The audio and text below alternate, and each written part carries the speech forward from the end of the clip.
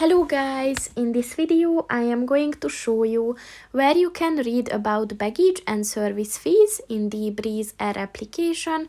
But first I just want to mention, don't forget to subscribe to my channel, because at 10,000 subscribers I am going to show you my whole YouTube revenue statistics and growth strategy, as well as how to make money online.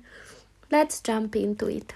First of all, open the application on your phone and then click on the three lines at the top of the page on the left, and then click on the baggage and service fees button. And as you can see, here are all the information on this topic. For example, carry-on and checked bags, some information on overweight and oversized bags, and the additional costs and other services. So yeah, you can just browse through these. So that's pretty much it for this video, guys. See you in the next one. Goodbye.